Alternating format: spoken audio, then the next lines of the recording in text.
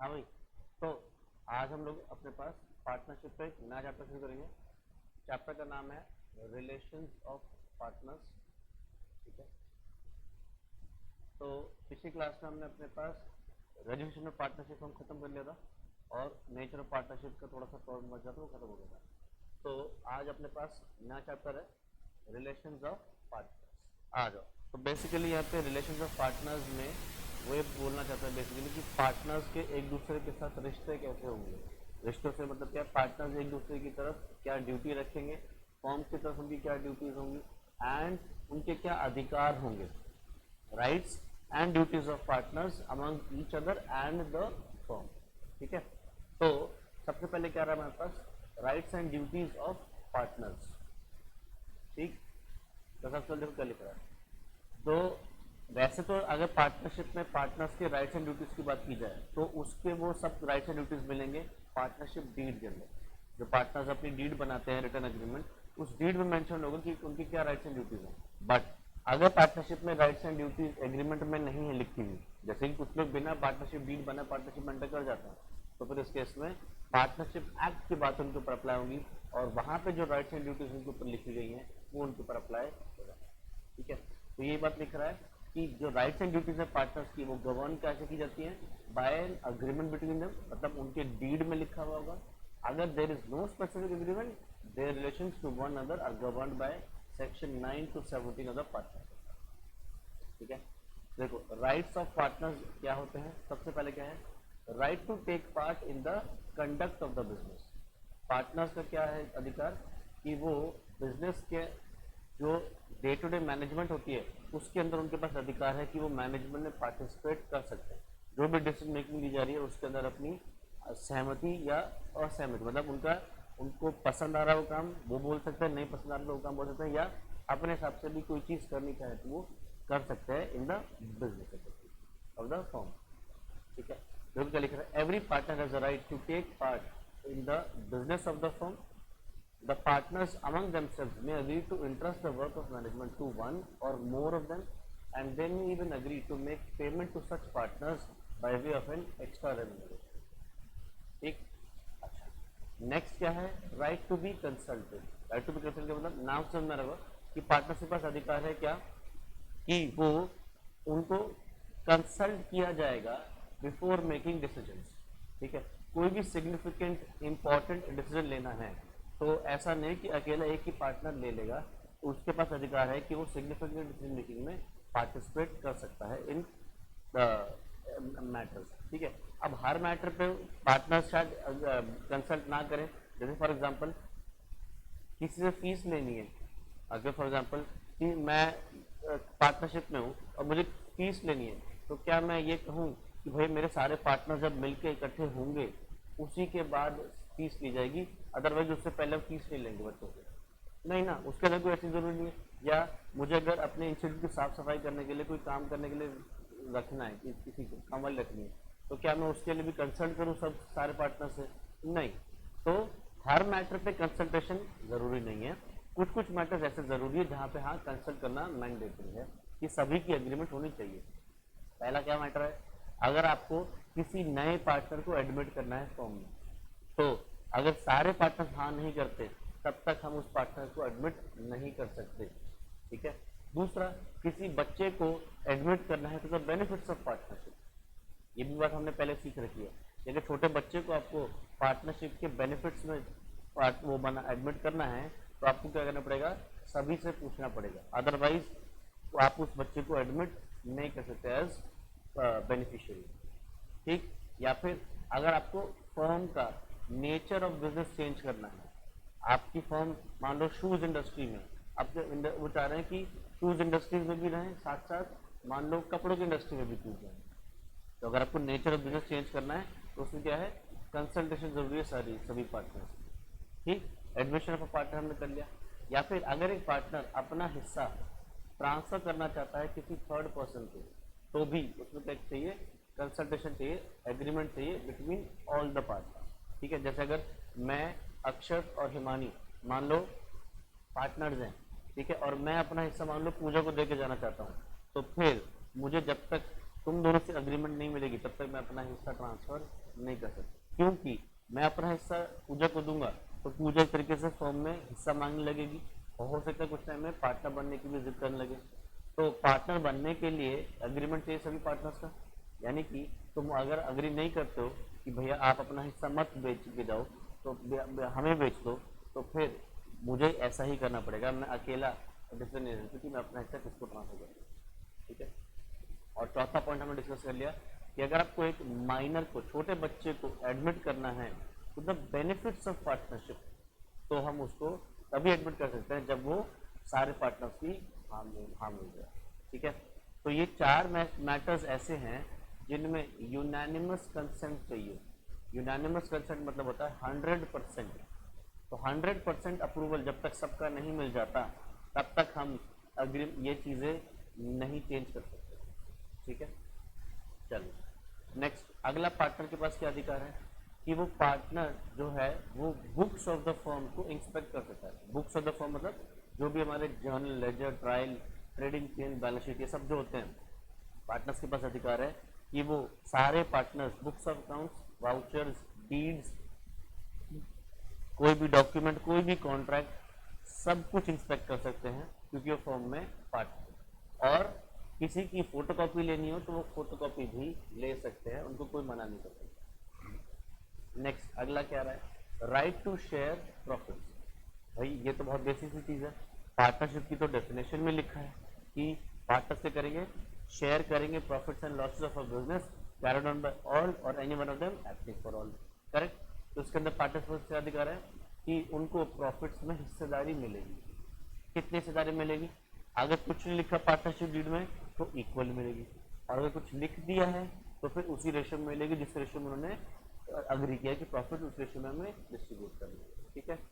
अगला, right to interest on capital. अगर partnership deed में लिखा हो तो पार्टनर्स अपनी कैपिटल पे ब्याज भी ले सकते हैं कि भाई हमने पार्टनरशिप में पैसा डाला है तो इतनी कैपिटल पे हमारा इतना ब्याज बनता है, तो प्लीज हमें वो ब्याज पे करो, क्योंकि ये पैसा हम कहीं और इन्वेस्ट कर लेते तो हमें इंटरेस्ट मिल जाता, वो इंटरेस्ट हम फॉर्म से रिकवर कर जाए। ठीक। नेक्स्ट क्या है, right to interest on advances. अगर किसी पार्टनर ने फर्म को कोई लोन दिया है तो उस लोन के ऊपर फर्म ब्याज देगी। किस रेट से देगी? जिस रेट से अग्री किया हुआ है। पहले तो अगर पार्टनरशिप फर्म में डिसाइड किया हुआ है कि अगर मैं पार्टनर हूँ और मैं अपनी फर्म में लोन दे रहा हूँ, मैं क्या कर रहा हूँ, मैं इस पर स्टैंडर्ड रेट इंटरेस्ट लूंगा 12% का, तो फिर 12% से मुझे ब्याज मिलेगा। ठीक है। अगर हमने कोई एग्रीमेंट नहीं कर रखा है तो फिर 6% से ब्याज पे किया जाएगा। ठीक है। 6% देखो किसी जमाने का था ये, आज की डेट में 6% तो कोई लेना ही नहीं चाहता। ठीक है। अगला क्या है, right to be indemnified. Indemnified का मतलब होता है अगर कोई आपको नुकसान हुआ है तो उस नुकसान की भरपाई करना। ठीक है। तो इंडेमनिफिकेशन से यहाँ पे क्या आ रहा है कि अगर एक पार्टनर ने फर्म के बिहाफ पे कोई खर्चा किया जो कि अकेला उसका जिम्मेदारी नहीं थी बेयर करना, बट उसने उस समय पे वो खर्चा सारा का सारा अपने सर पर उठा लिया क्योंकि उसको लग रहा था कि अभी मेरे बाकी पार्टनर्स अवेलेबल नहीं है या वो उनको कांटेक्ट नहीं कर पा रहा, या इमरजेंसी सिचुएशन है जहाँ पे उसको वो खर्चा करना जरूरी है in the interest of the firm, तो वो अगर पार्टनर ने वो खर्चा कर दिया है तो वो बचे हुए पार्टनर से उनका हिस्सा उस एक्सपेंस में मांग सकता है। तो क्या कहेगा कि मैंने खर्चा कर दिया है, अब मुझे मेरे खर्चे रिइंबर्स करो, या मुझे वो खर्चे जो मुझे नुकसान उठाना पड़ा अकेले को वो मुझे कॉम्पेंसेट करो या मुझे इंडेमनिफाई करो। ठीक है। जो क्या लिख रहा है, every partner has a right to be indemnified by the firm in respect of payments made and liabilities incurred by him in the ordinary and proper conduct of the business, as well as in the performance of an act in an emergency for protecting the firm from any loss, if the payments, liability and act are such as a prudent man would make, incur or perform in his own case under similar circumstances। तो कह रहा है partner ने जो खर्चे किए हों वो हो जो एक नॉर्मल आदमी अपने बिजनेस को बचाने के लिए या अपने इंटरेस्ट को बचाने के लिए खर्चे करेगा। ऐसा ना हो कि अय्याशी वाले खर्चे कर दिए और कह रहा है अब मुझे वो भी चाहिए, नहीं।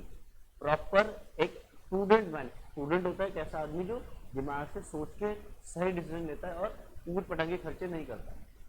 ठीक है।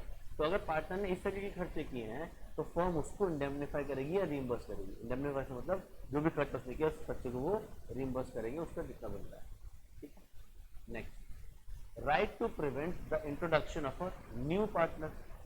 अरे ये बात तो हमने अभी भी सीखी कि किसी पार्टनर को एडमिट करना है तो आपको सबकी कंसेंट चाहिए। अगर हिमानी, अक्षत और मैं पार्टनर हैं, ठीक है, मैं और अक्षत तो कह रहे हैं कि हाँ भाई हमें पूजा को एडमिट करना है एज अ पार्टनर, हिमानी कह रही है नहीं मुझे नहीं पसंद, मेरी किसी वजह से भी प्रॉब्लम है, जो भी प्रॉब्लम है हिमानी को, तो फिर इस सिचुएशन में हम पार्टनर एडमिट नहीं कर सकते, यानी कि हिमानी के पास जो अधिकार है उसकी वजह से वो नए पार्टनर का एडमिशन रोक सकती है। ठीक है, अगला क्या है, राइट टू रिटायर। ये भी सिंपल सा है, अगर कोई पार्टनर फर्म से रिटायर होना चाहता है तो सिंपली क्या कर सकता है, नोटिस दे दे फर्म को और वो फर्म से रिटायर हो सकता है जिस डेट को उसने नोटिस दे दिया, या नोटिस में जो डेट लिख दी उस डेट से, या फिर अगर उसको कुछ शर्तें लगाई गई हैं कि रिटायर होने से पहले ये काम कर दो, जैसे ही वो काम कर देता है जिस जिस शर्तों पर उसको रिटायरमेंट मिलेगी तो फिर वो क्या कर सकता है, रिटायर कर सकता है। मतलब ऐसा नहीं है कि उसको आप जबरदस्ती रोक सकते हो, क्योंकि हमारे देश का कॉन्स्टिट्यूशन ही आपको देता है लिबर्टी कि आप फ्रीली काम कर सकते हो अपनी इच्छा से। तो अगर आपको अब काम नहीं करना है तो आप रिटायरमेंट ले सकते हो, कोई नहीं रोक सकता। ठीक, अगला क्या है, right not to be expelled. एक पार्टनर के पास अधिकार है कि जो बचे हुए पार्टनर्स हैं उसको फर्म से अगर निकालना चाह रहे हैं तो वो नहीं निकाल सकते। बट हम अभी थोड़ी देर में पढ़ेंगे कि कुछ कुछ जगह पे हैं जहाँ पे पार्टनर को निकाला जा सकता है, बट अगर किसी बेहुदे रीजन से पार्टनर को फर्म से निकाला जा रहा है तो आप उसके पास अधिकार है कि आप उसको नहीं निकाल सकते।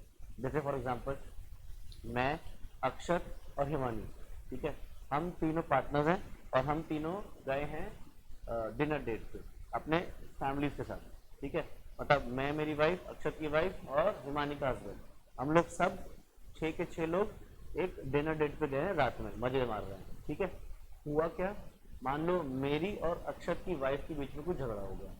ठीक है, अब बाद में बीवियों ने हमें हमारे कान भरे, उसके बाद क्या हुआ, मैंने और हिमानी ने एक एग्रीमेंट किया कि अक्षत को निकाल देते हैं, क्योंकि हमें अक्षत की वाइफ की बात पसंद नहीं आई थी जिस तरीके से उसने किया है ट्रीट। अब मैं और हिमानी मिल के ये कर रहे हैं, अक्षत को निकाल रहे हैं बिकॉज ऑफ हमारी जो भी लड़ाई हुई थी। बताओ क्या ठीक बात है इसको निकालने के लिए?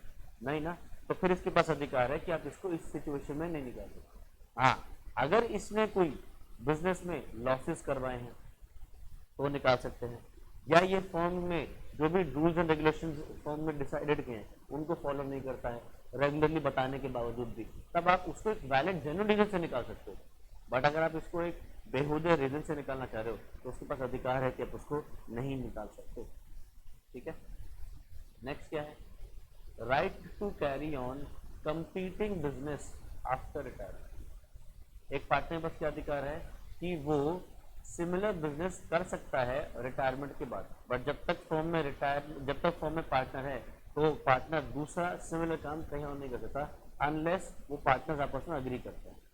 ठीक है, जैसे मान लो मैं, अक्षत, हिमानी, हम लोग मिलकर क्या कर रहे हैं, शूज का बिजनेस कर रहे हैं। ठीक है, पार्टनरशिप में, तो अब हम तीनों में से कोई भी बाहर जाके अलग से शूज का काम नहीं कर सकता जब तक कि हम आपस में एक दूसरे को अलाउ ना करें कि हाँ तू कर ले, बाहर भी कर ले, कोई दिक्कत नहीं, बट फॉर्म में भी कर ले। ठीक है, अदरवाइज जनरल रूल क्या है, बाहर जाके काम नहीं करेगी। अच्छा, अब अगर मैं फॉर्म से रिटायर हो गया तो फिर मैं साथ साथ अब मैं बाहर जाके किसी और के साथ वो काम कर सकता हूँ, मुझे कोई नहीं रोक सकता। ठीक है, चलो अगला क्या है, right to dissolve the firm. Firm को डिसॉल्व करना एक अधिकार है पार्टनर के पास कि वो फॉर्म को जब चाहें तो डिसॉल्व कर सकते हैं। सिंपली उनको एक नोटिस देना है फॉर्म को डिसॉल्व करने का और फॉर्म डिसॉल्व हो सकती है। सर अगर मान लो पार्टनर्स बचे पार्टनर्स अग्री नहीं कर रहे कि हम डिसॉल्व करनी है, हम तो चाह रहे, वो तो चाह रहे हैं कि कंटिन्यू होगा, तो फिर वो पार्टनर या तो रिटायरमेंट ले ले, फिर वो चला जाए अपना हिस्सा बेच के, अपना हिस्सा लेके चला जाए। वो फिर भी चाह रहे नहीं बेचेगी तो फिर क्या करें, पार्टनर तो मान ही रहे, सिंपली जाके कोर्ट में केस कर दे और कोर्ट में केस करके डिसॉल्व करवा ले। पर बंद करना, अब मान लो कि सर वो फॉर्म रजिस्टर्ड नहीं है, तो रजिस्टर्ड फॉर्म का तो हमने पढ़ा था, रजिस्टर्ड फॉर्म केस ही नहीं कर सकती पार्टनर्स पे। तो एक पार्टनर फॉर्म डिसॉल्व करने की केस के लिए कोशिश कर रहा है तो कर नहीं सकता क्योंकि फॉर्म रजिस्टर्ड नहीं है। तो हमने ये बात उसके एक्सेप्शन में पढ़ी थी कि भले ही आपकी रजिस्टर्ड फॉर्म नहीं है, बट अगर आप फॉर्म पे केस करना चाह रहे हो उसको बंद करने के लिए तो वो अलाउड है। एक्सेप्शन में पढ़ा था हमने पिछले ही चैप्टर में, ठीक है। तो फिर वहां पे फॉर्म डिसॉल्व करने के लिए पार्टनर के पास अधिकार है कि अगर पार्टनर नहीं मान रहे तो या तो रिटायरमेंट ले ले, फिर भी चाहता है कि डिसॉल्व भी हो तो कोर्ट चला जाए और कोर्ट जाके डिसॉल्व करवा, ठीक है।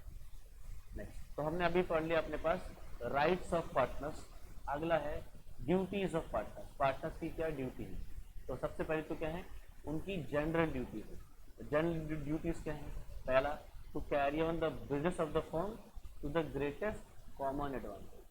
पार्टनर पहले ड्यूटी क्या है कि फर्म का बिजनेस अच्छे से चलाए ताकि वो सभी का फायदा करवा सके। कॉमन एडवांटेज, पर्सनल एडवांटेज नहीं लिखा है यहाँ पे। कॉमन मतलब सारे पार्टनर्स का भला हो, सारे पार्टनर्स को बेनिफिट हो, प्रॉफिट हो, उसकी तरफ काम करे।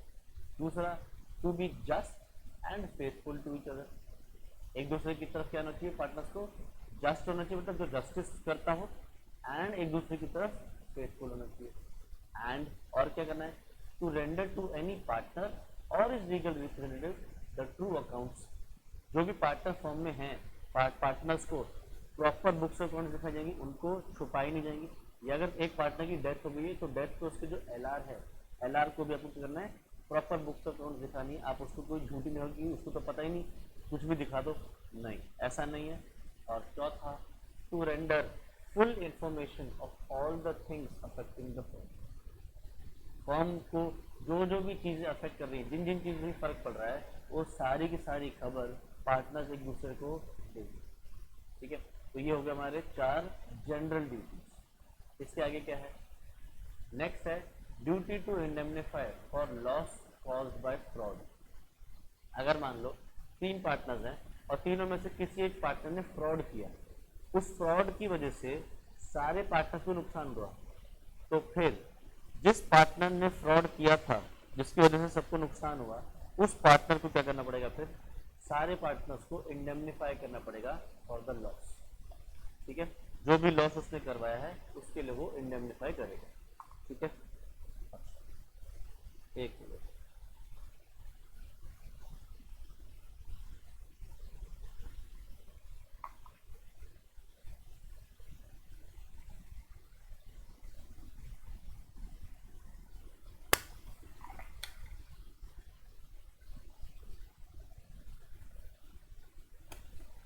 क्या हो गया?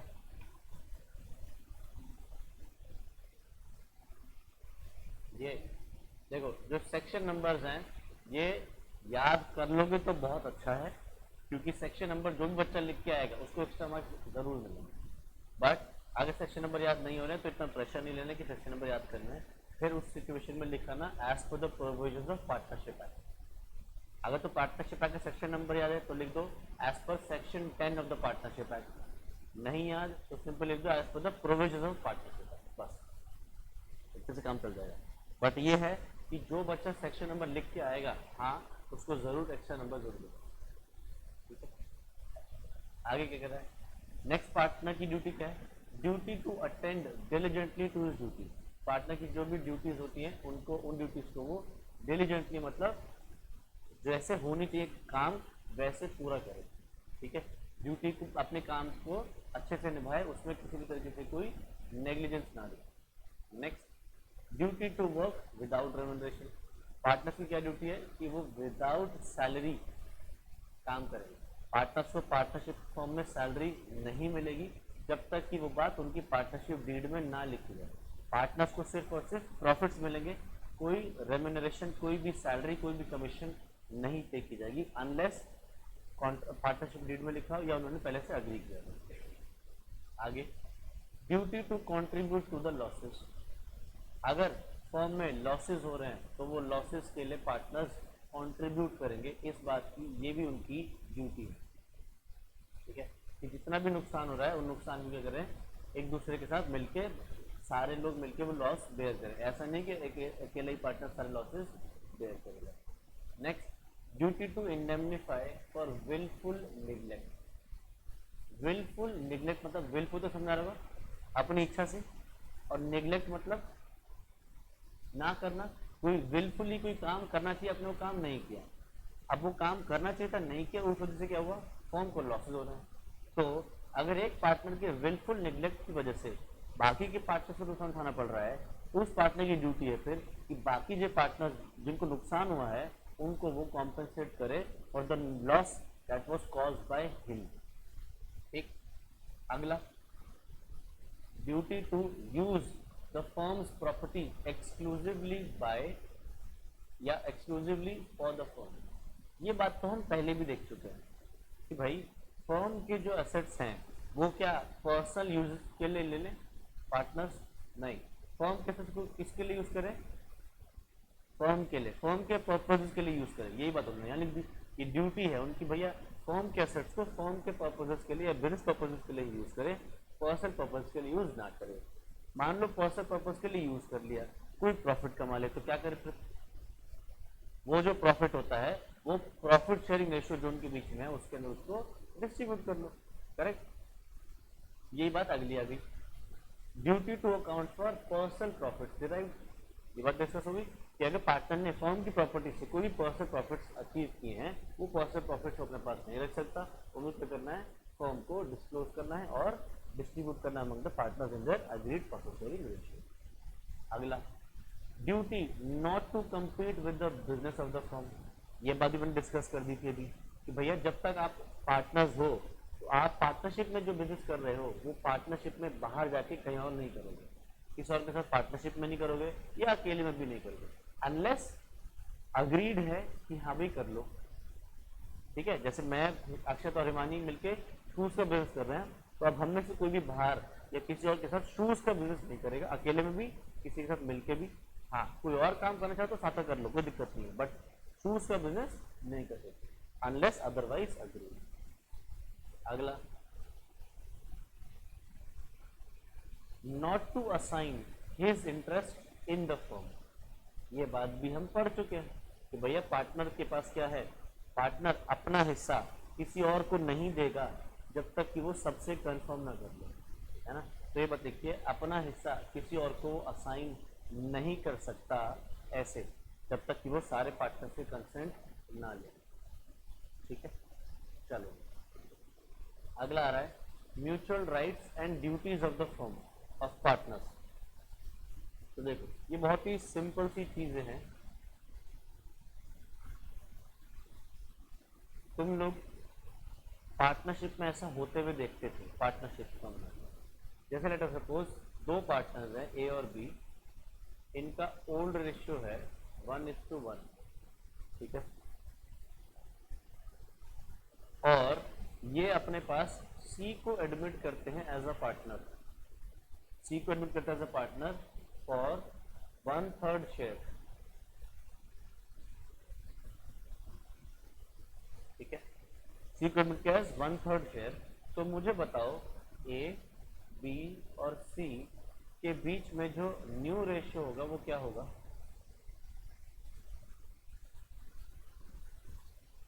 अभी इनका रेशियो है 1:1, सी को एडमिट किया फॉर 1/3 शेयर, तो इनका न्यू रेशियो क्या होगा ए बी और सी का,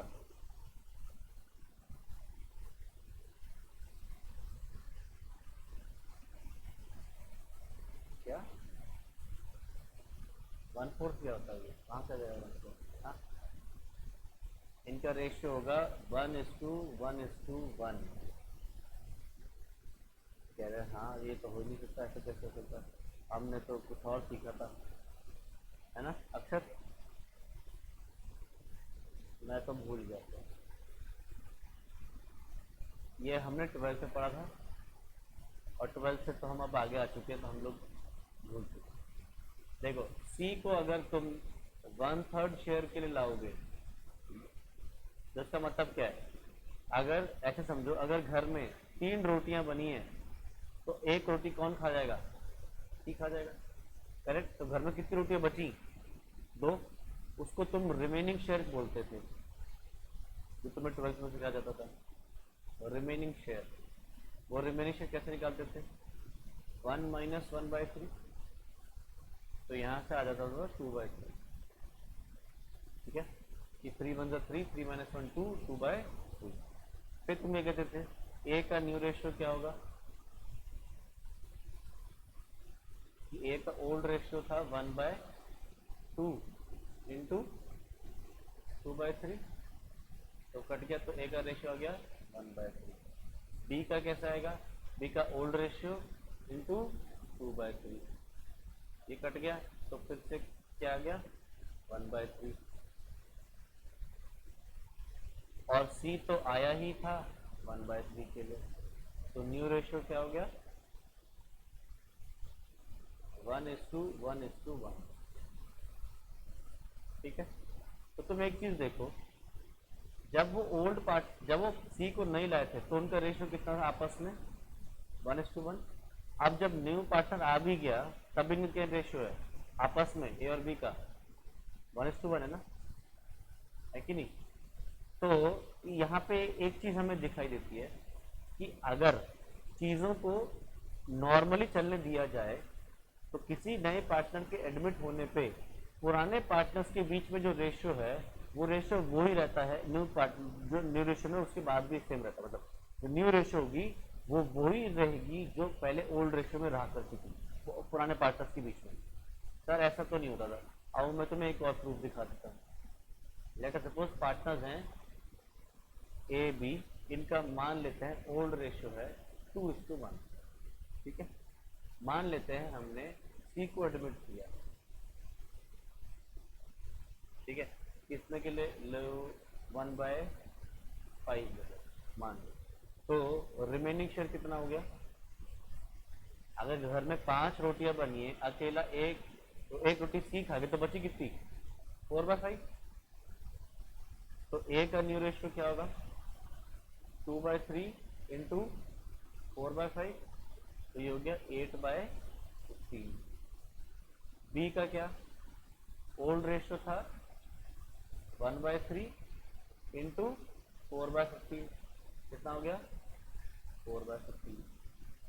और सी का रेशियो, सी 1/5 के लाया था, अब 5 और यहाँ 15 है, तो डिनोमिनेटर कॉमन करने के क्या करना पड़ेगा हमें? दोनों ऊपर नीचे 3/3, क्योंकि काटोगे तो 1/5 ही बनेगा ना, तो 3/3 कर सकते हैं हम, यानी कि क्या गया 3/15। तो इनका न्यू रेशियो क्या बन रहा है? 8:4:2। ये ए बी और सी। अब अगर तुम सिर्फ ए और बी पे नजर मारो तो इनका आपस में क्या रेशियो है? 2:1। 8:4 है, यानी कि 2:1 है, और यहाँ पे पहले भी कितना था? यानी कि इससे बात क्लियर होती है कि अगर चीजों को नॉर्मली चलने दिया जाए तो अगर फॉर्म में कोई नया पार्टनर आ जाए या कोई पार्टनर रिटायर हो जाए, किसी पार्टनर की डेथ भी हो जाए, तो जो न्यू रेशियो होगा वो वही होगा जो ओल्ड रेशियो रहा करता है। ठीक है, यही बात पार्टनरशिप एक्ट भी बोलता है, कहता है कि अगर आपने फर्म का कॉन्स्टिट्यूशन चेंज किया, चेंज कैसे मतलब है, कोई पार्टनर एडमिट हुआ, कोई पार्टनर की रिटायरमेंट हुई, कोई किसी पार्टनर की डेथ हुई, अगर इनमें से कुछ भी हुआ तो पार्टनर्स के बीच में जो राइट्स जो ड्यूटीज पहले थी वही राइट्स एंड ड्यूटीज आगे भी चलती रहेंगी, उनमें कोई चेंज नहीं आएगा। जैसे कि प्रॉफिट रेशियो में कोई चेंज नहीं आया, वैसे ही उनके राइट्स एंड ड्यूटीज में कोई चेंज नहीं आएगा किसी नए पार्टनर के एडमिट होने पे, किसी के रिटायर होने पे, किसी की डेथ होने पे। तो सोचो अगर जैसे हम 3 हैं पार्टनरशिप में, मैं रिटायर भी होता हूँ, तो क्या इनके आपस में राइट्स एंड ड्यूटीज जो पहले थे वो बदल जाएंगे? फिर नहीं, राइट्स एंड ड्यूटीज उनके वो ही रहेंगे जो पहले थे। करेक्ट। किसी को हम मान लो आशा को नया पार्टनर बना के लिया है, तो क्या हमारे तीनों के जो राइट्स एंड ड्यूटीज हैं वो चेंज हो जाना चाहिए? नहीं। ठीक है, अच्छा मान लो अभी हम तीनों शूज के बिजनेस में हैं, हम शूज बना के बेचते हैं।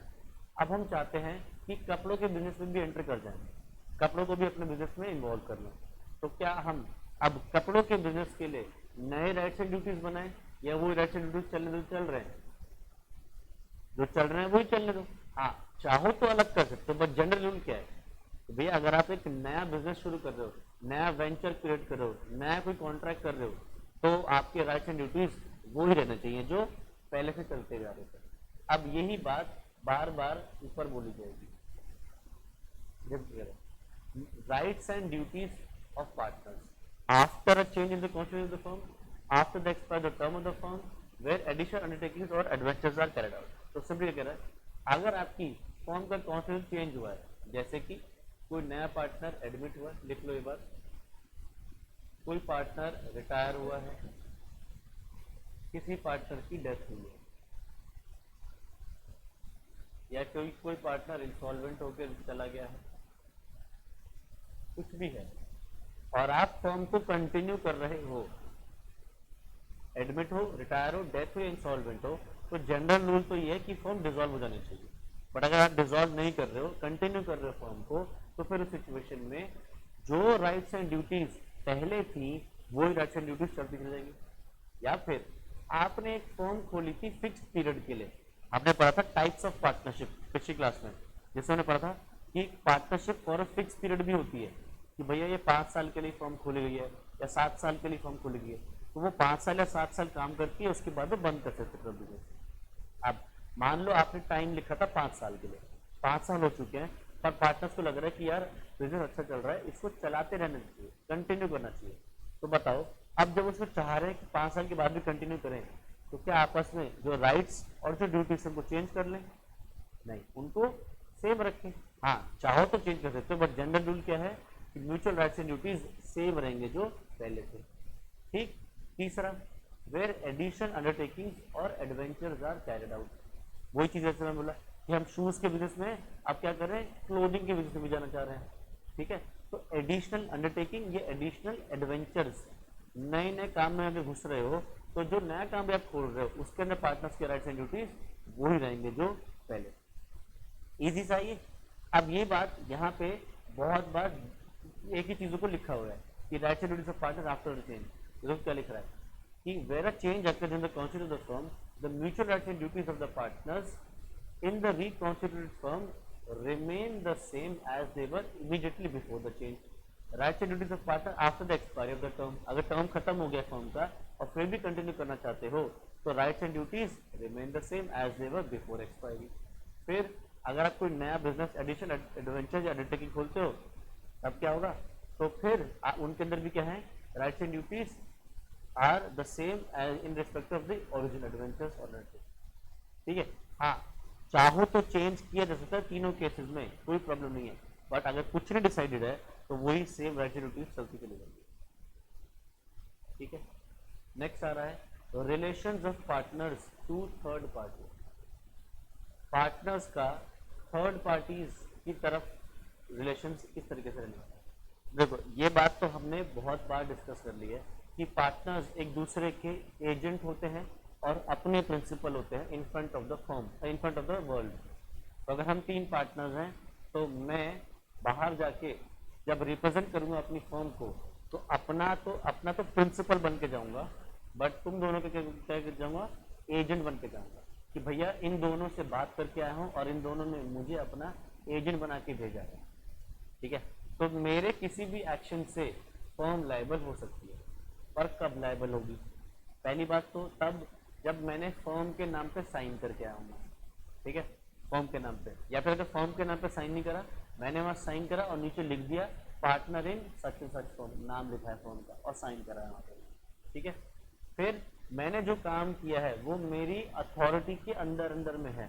अगर कोई ऐसा काम करके आऊँ जो मुझे अलाउड है कि मैं कर सकता हूँ ऑर्डिनरी कोर्स ऑफ बिजनेस में, जैसे फॉर एग्जाम्पल हम तीनों मिलके शूज के बिजनेस में, ठीक है, शूज के रिगार्डिंग, बिजनेस के रिगार्डिंग अगर कोई भी ट्रांजैक्शन में करके आया हूँ, तो फिर उसके लिए बाकी दोनों पार्टनर्स भी लायबल। वहीं अगर मैं काम करके आ गया कि मैं आशा को फॉर्म में पार्टनर बना के आ गया, तो क्या मैं कर सकता हूँ? नहीं, वो मेरी अथॉरिटी में नहीं, वो मेरी ताकत में ही नहीं है, तो फिर ऐसे काम नहीं कर सकते। तो मैं वही काम कर सकता हूँ जो मेरी अथॉरिटी में है और जो ऑर्डिनरी कोर्स ऑफ बिजनेस में फॉर्म को करना होता है। ठीक है, तो जो क्या कर रहा है, the law of partnership is an extension of law of agency. This is evident from concluding portion of definition of partnership which says that business will be carried on by all or any one of them acting for all. This clearly establishes the implied agency. The partner conducting the affairs of the business is considered as agent of the remaining partner. ठीक है, जो क्या लिख रहा है, in carrying on the business of the firm, partners act as agent as well as principals. ठीक है, तो अपने तो प्रिंसिपल्स होते हैं और दूसरे के वो एजेंट होते हैं। every partner has a two-fold character. He is an agent of the other partners, and he is himself, for himself he is the principal for the act of his agent. ठीक है, जो क्या लिख रहा है, the acts of the firm bind the firm unless, मतलब एक partner के एक्शन से पूरी फर्म बाइंड हो जाएगी, बट कब नहीं होगी, unless the partner so acting has no authority to act for the firm in that matter, the person with whom he is dealing knows that he has no authority or does not know or believe him to be a partner. मतलब अगर मैं कोई ऐसा काम करके आ गया जो मेरी अथॉरिटी में नहीं है तो उसके लिए फर्म लायबल नहीं होगी, या फिर जिसके साथ मैं डील करके आ रहा हूँ उस थर्ड पार्टी को पता है कि ये मेरी पावर नहीं है, अकेले मैं ये डिसीजन नहीं ले सकता, फिर भी वो मेरे साथ काम कर रहा है, तो उसके लिए फर्म लायबल होगी. या वो बंदा मुझे देख के मान ही नहीं रहा कि आप पार्टनर हो, या मैं उसको बता रहा हूँ उसको पता ही नहीं, मैं उसको कॉन्ट्रैक्ट कर, उसको पता ही नहीं है पार्टनर इस फॉर्म में, या फिर वो मान ही नहीं रहा कि मैं उस फॉर्म में पार्टनर हूँ, तो फिर इस सिचुएशन में पार्टनर जो एक्ट करके आया उसके लिए सिर्फ वो पार्टनर ही लायबल होगा, फॉर्म लायबल नहीं होगी. ठीक है, तो अब आती है implied authority of the partner. Authority से मतलब यहाँ पे सिंपली समझो कि पावर्स क्या है एक पार्टनर के पास.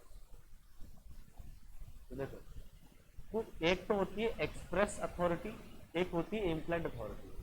और अथॉरिटी से समझो औकात कितनी है, ऐसे समझो.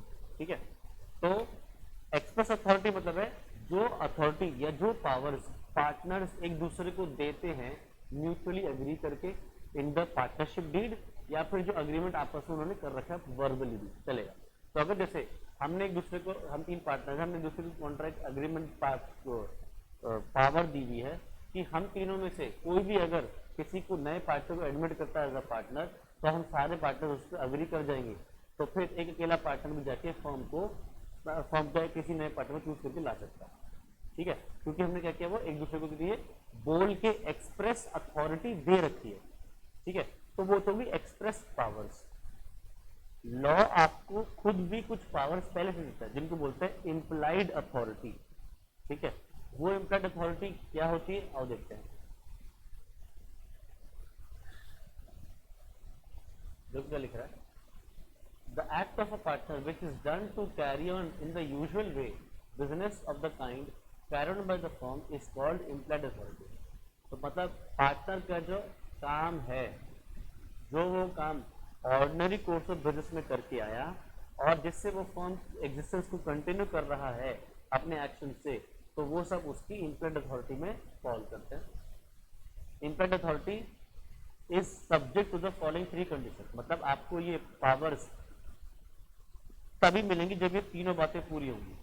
क्या है तीनों बातें? पहला, the act done must by the partner must relate to the normal business of the firm and must be within the scope of the business of the firm.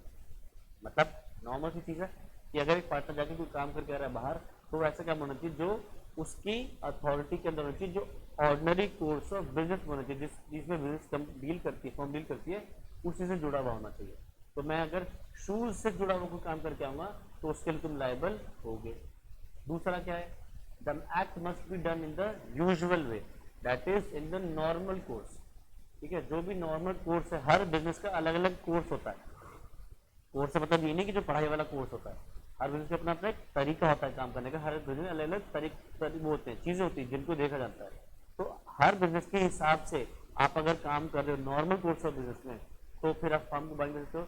और आपने वो एक्ट किया है फर्म के नाम पे किया हुआ होना चाहिए. मतलब जब आप वहाँ पे साइन करके आओ तो वहाँ पे लिखो, फर्म का नाम लिख दो, साइन कर दो, या फिर अपना नाम लिख दिया और नीचे लिख दिया partner in such and such firm. तो फिर आपने क्या किया, अपने एक्शन से फर्म को लायबल कर दिया, क्योंकि आपने नाम अपना नीचे लिख के लाया as partner in the firm. ठीक है, तो ये तीनों चीजें ही पूरी होनी चाहिए. पहला, act must be done in the normal business, और it must be done in the normal course of business, and तीसरा, it must be done in the name of the firm. ठीक है, तो देखो कौन से काम है जो एक पार्टनर अपने आप करके आ सकता है, कोई प्रॉब्लम नहीं है, किसी से बाकी अच्छा पार्टनर से पूछने की जरूरत नहीं है. पहला, buy or sell goods on account of the firm, borrow money, employ or engage servants, settle accounts with third parties, मतलब कोई बाहर वाली पार्टी से कोई कॉन्ट्रैक्ट किया हो तो कॉन्ट्रैक्ट में जो पैसे लेने देने हैं वो सेटल कर सकता है। रिसीव पेमेंट्स ऑफ डेट्स, जैसे किसी से फीस आनी है तो मैं अकेला जाके क्या सभी पार्टनर से पूछूं कि हाँ भाई मुझे फीस रिकवर करनी है, आओ मशवरा करें, ले ले नहीं ले ले, नहीं ना।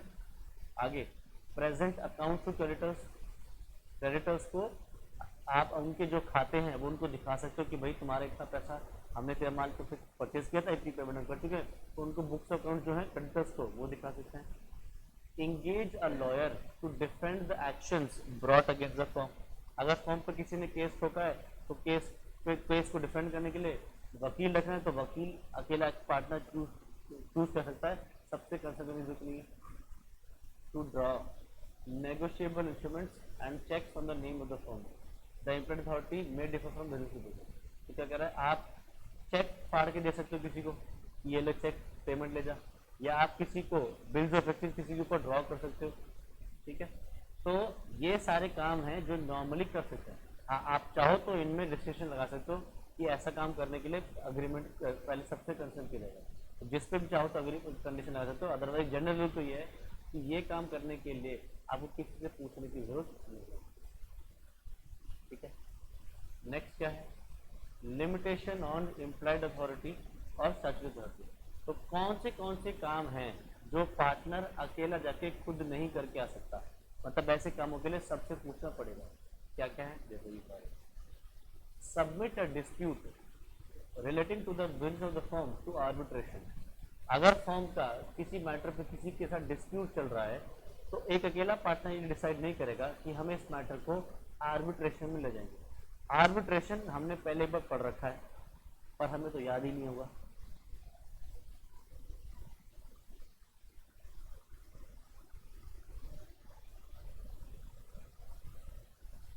तो क्या करते हैं,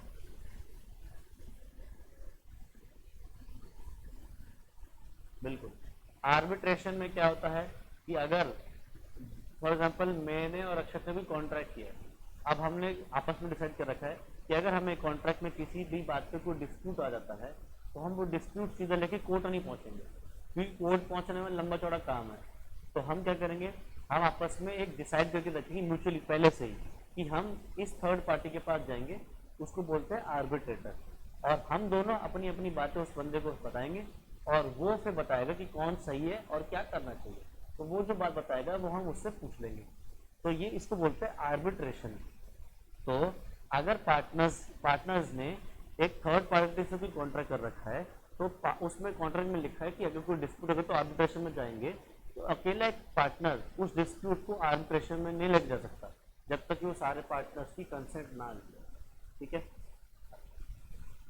फिर open a bank account in the on behalf of the firm in his own name, एक पार्टनर फर्म का बैंक अकाउंट खोल रहा है बट अपने नाम पे, ये फर्म के नाम पे खोल रहा समझ में भी आता है, अपने नाम पे फर्म का बैंक अकाउंट खोल रहा है तो वो ऐसा नहीं कर सकता जब तक तो सबसे ना पूछ ले।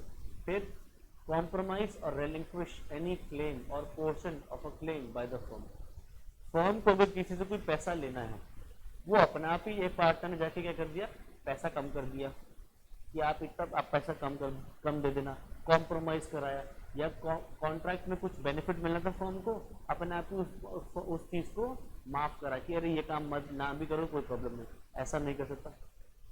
Withdraw a suit or a proceeding file on behalf of the firm, firm ने किसी पे केस ठोक रखा है, एक अकेला पार्ट जाके वो केस विड्रॉ करके ले आया कि भैया मैं ये केस जो है ये विड्रॉ करता हूँ, हमें इसके ऊपर केस नहीं करना।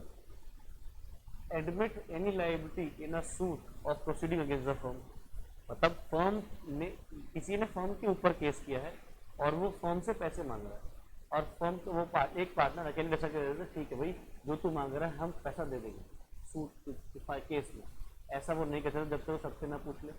फिर अक्वायर इमूवेबल प्रॉपर्टी, कोई ऐसी जमीन खरीद के लाया, कोई लैंड बिल्डिंग खरीद के लाया फर्म के ब्याह पर जो इमूवेबल है, मतलब लैंड बिल्डिंग तो इमूवेबल है ना, अगर कोई भी इमूवेबल प्रॉपर्टी खरीद के लाया अकेला पार्टनर तो ऐसा तो है नहीं कि वो 2-4 रुपए की मिल जाती है ना, करोड़ की आती जमीन, तो फिर अकेला नहीं कर सकता वो ऐसा काम। नेक्स्ट, ट्रांसफर करे immovable property belong to the firm, firm की कोई लैंड बिल्डिंग बेचा नहीं कर सकता। या फिर enter into partnership on behalf of the firm, firm के बिहाफ पे किसी के साथ वो पार्टनरशिप में करके आ गया, तो वो सारे काम नहीं कर सकता। ठीक है, a partner can do any of the above things if, ये सारे काम जो ऊपर है वो तभी कर सकता है if he has express authority या स्पेसिफिक अथॉरिटी और द यूजेज और कस्टम ऑफ ट्रेड परमिट। अगर तो पार्टनर के पास पावर दी गई है दूसरे पार्टनर्स के द्वारा वो ये काम कर सकता है, तभी वो ये काम कर सकता है, अदरवाइज नहीं। या फिर अगर बिजनेस का काम ही ऐसा है कि ये बिजनेस के नॉर्मल के उसमें आता है, नॉर्मल कोर्स ऑफ बिजनेस नहीं आता अगर ये काम, तो फिर तो वो काम कर ही सकते हैं, क्योंकि नॉर्मल कोर्स वर्क तो इम्प्लाइड अथॉरिटी में फॉल कर जाता है। ठीक है, चलो तो नीचे ना 3-4 एग्जांपल्स हैं, इनको पढ़ लेना, इन्हीं चीजों पे जो हमने अभी डिस्कस किए थे। Next, extent of liability of partners. तो भाई liability of a partner for acts of the firm, तो ये बात तो सिंपल सी चीज है कि अगर एक पार्टनर ने कोई भी एक्ट किया है तो उस एक्ट के लिए अकेला वही जिम्मेदार होगा जो करके आया? नहीं, बाकी सारे पार्टनर्स भी लायबल होंगे। किस रेशो में?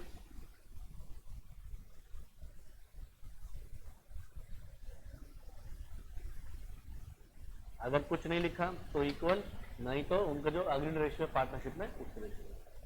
अच्छा, मान लो ऐसा हो जाए कि 3 पार्टनर्स हैं और ये एक थर्ड पार्टी, इस थर्ड पार्टी को 3 लाख रुपए मिलने थे तीनों से, टोटल मिला के 3 लाख रुपए मिला। मान लो अगर ये 3 लाख पूरे इसको दे दे तो क्या ये अपना हिस्सा इन दोनों से ले सकता है? अपना हिस्सा नहीं लेगा, क्या इन दोनों से इनका हिस्सा ले सकता है? ले सकता है। सवाल ये अगला ये है कि वो क्या ऐसा हो सकता है कि ये बंदा 3 लाख अकेले इसी से ले ले? तीनों ने प्रॉमिस किया था कि हम 3 लाख मिलकर देंगे और ये आके इससे मांग रहा है, तो क्या ये इससे आके खुद 3 लाख मांग सकता है?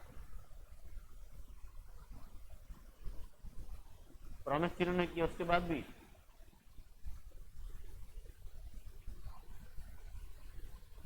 3 लाख अकेला इससे मांगा जा सकता है। ठीक है, मेरा काम है कंफ्यूज करना। ठीक है, तो ये अकेला 3 लाख पूरे के पूरे दे सकता है, ये बचे हुए 3 लाख में इनका जो हिस्सा है वो इनसे मांग सकता है। तो हम ये कह सकते हैं कि इनकी जो, अब ध्यान से देखो ना, अकेले इसी 3 लाख दे दी, तो हम क्या कहेंगे, इनकी लाइबिलिटी जॉइंट भी है एंड सेवरल भी है। मतलब जॉइंटली भी लाइबिलिटी है और सेवरली भी। सेवरली से मतलब क्या है, अकेले से भी सारा पैसा रिकवर किया जा सकता है। ठीक है, every partner is jointly is liable jointly with all the partners and also severally for all acts of the firm done while he is a partner. A creditor can sue the partners jointly as well as separately and successively. ठीक है,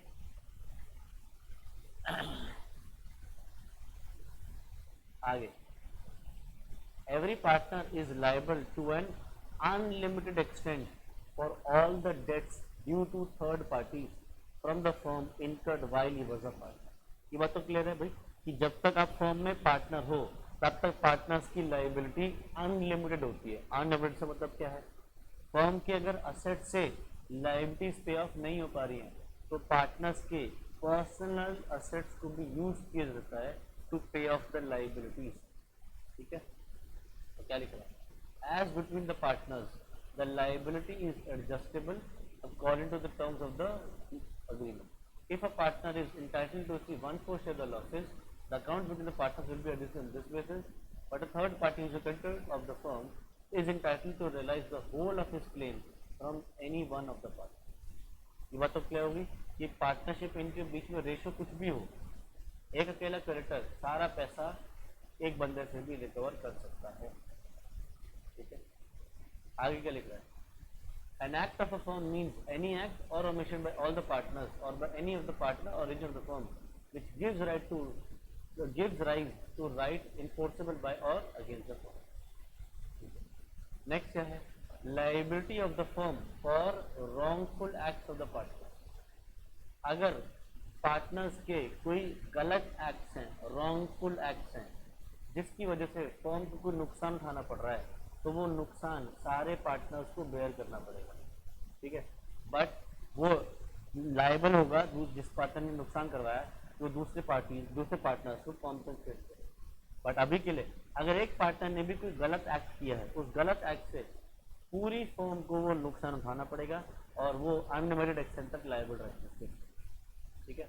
तो क्या लिखा है, where by the wrongful act और omission of a partner acting in the ordinary course of business or within the authority of his partner, loss or injuries caused to any third party or any penalty is incurred, the firm is liable to the same extent as the partner, ठीक है।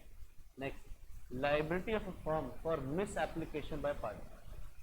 अब देखो ऐसे समझो कि हम 3 partners हैं, मैं, अक्षत और हिमानी, ठीक है। आशा हमारे साथ कोई बिजनेस कर रही है और आशा हमारे को पैसे दे के गई है एडवांस मनी, गुड्स के लिए कि या सर्विसेज के लिए कि एडवांस, मान लो गुड्स के लिए दे के गई, ठीक है। अब हुआ क्या, हिमानी को वो पैसा दे के गई थी, हिमानी ने क्या किया, उस पैसे से वर्ल्ड टूर माराई, उसके पैसे का मिस यूज किया, उस पैसे को यूज करना चाहिए था गुड्स बनाने के लिए, उसने पैसे का यूज किया वर्ल्ड टूर मारने के लिए, ठीक है। तो बताओ क्या हिमानी ये पैसा, आशा क्या पैसा ले सकती है? ले सकती है।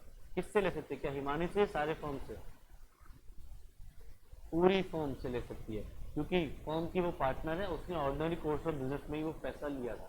तो हिमानी ने जो वर्ल्ड टूर मारा है उसका खामियाना हम सबको भुगतना पड़ेगा, बट हम फिर उसका कॉम्पनसेशन ले सकते हैं फ्रॉम हिमानी, ठीक है।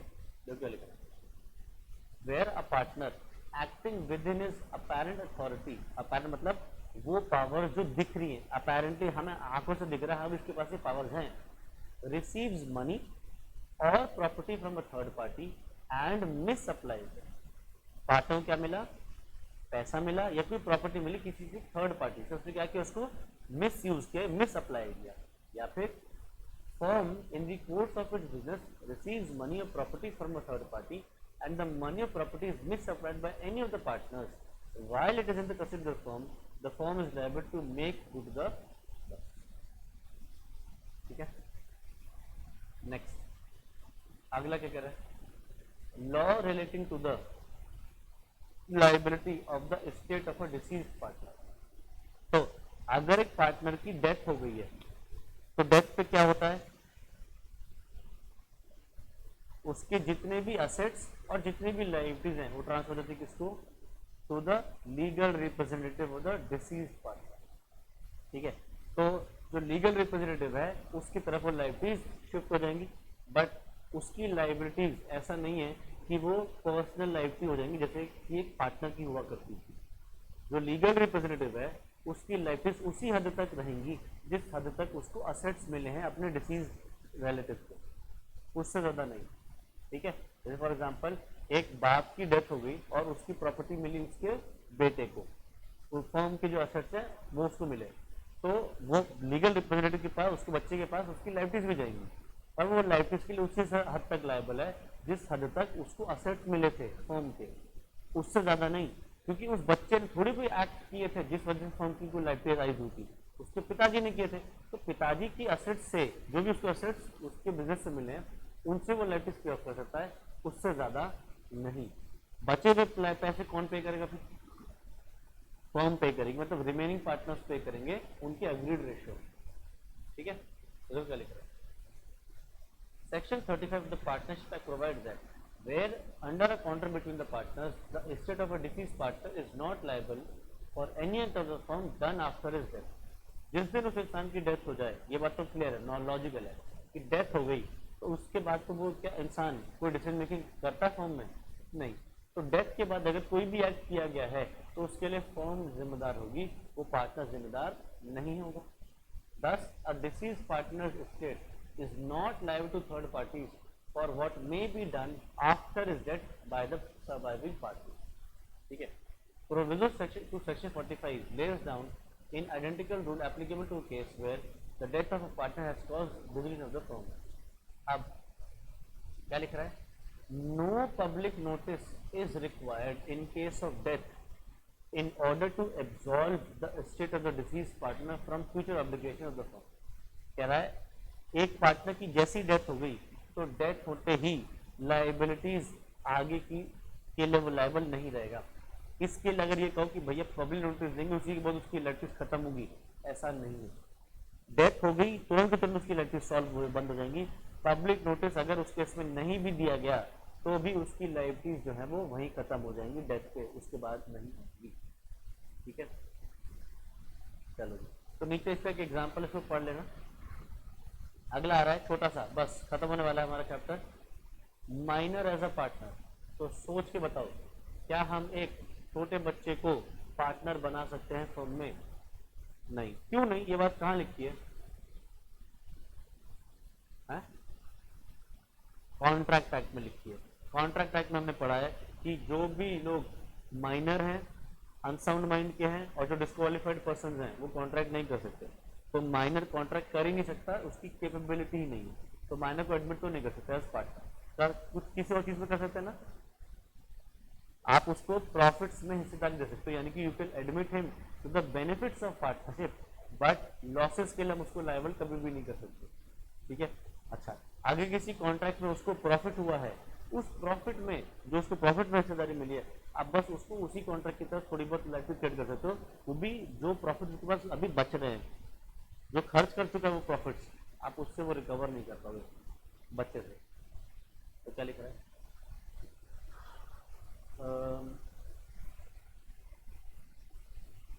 minor is incapable of entering into contract, but with the consent of all the partners, a minor may be admitted to the benefits of partners. ठीक है. तो क्या लिख रहा है? minor cannot be a promisor, but he can be a promisee or beneficiary.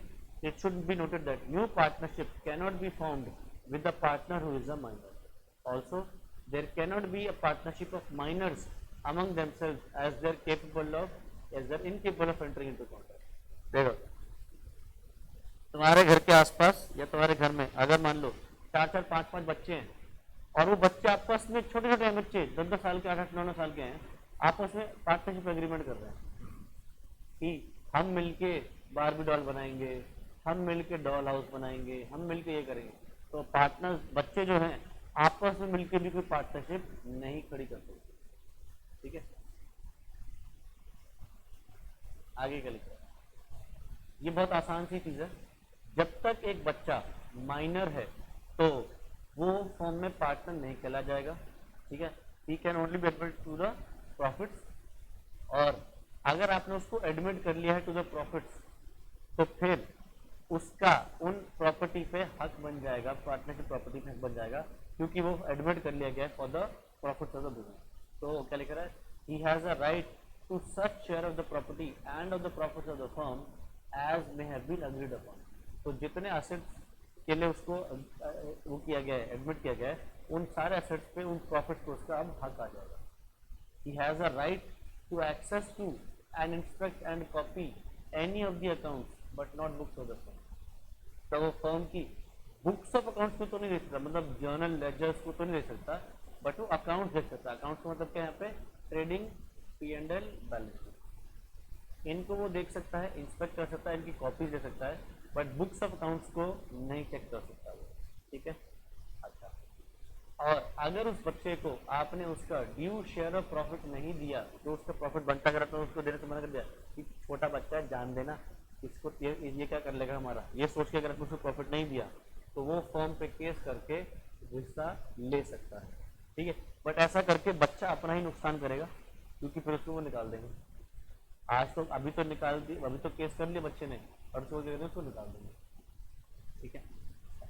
क्या liabilities के लिए बच्चा लायबल होगा? आंसर इज नो, बट जिस हद तक उसके प्रॉफिट्स में हिस्सा था उस हद तक उसकी लायबिलिटी रही. ठीक है.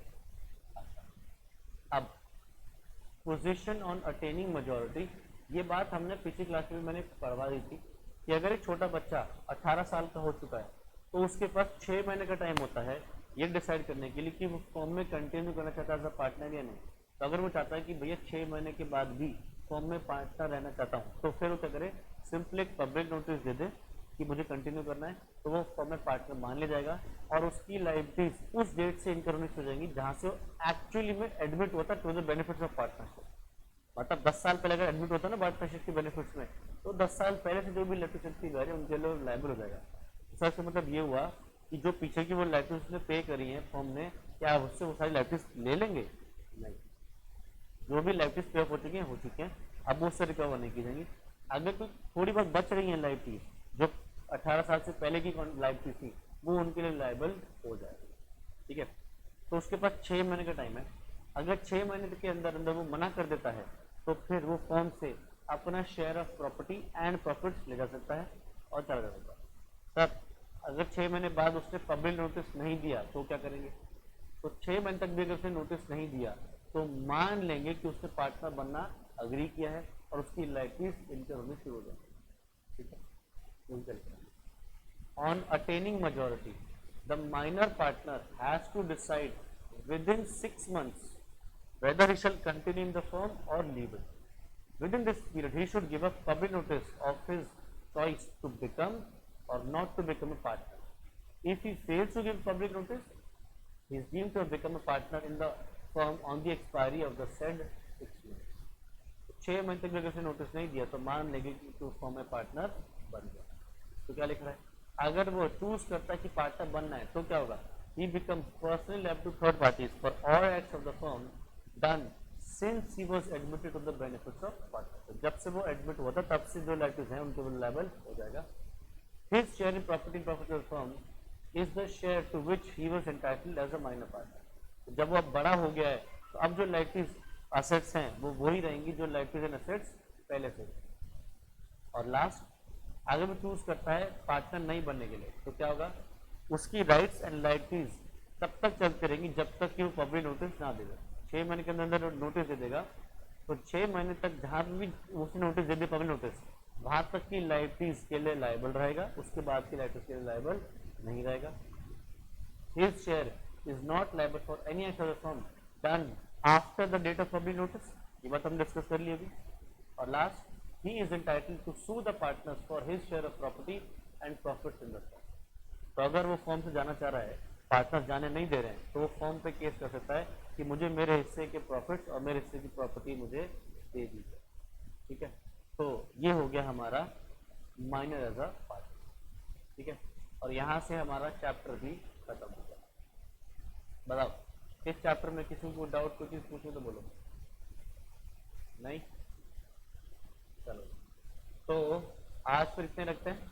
ठीक है, इसमें हमारा एक चैप्टर और रह गया बस, रिकॉन्स्टिट्यूशन ऑफ अ फर्म। ये है ना चैप्टर का नाम, reconstitution of a partnership firm. Last रह गया हमारा एक, इसके बाद हमारा पार्टनरशिप एक्ट भी खत्म हो जाएगा।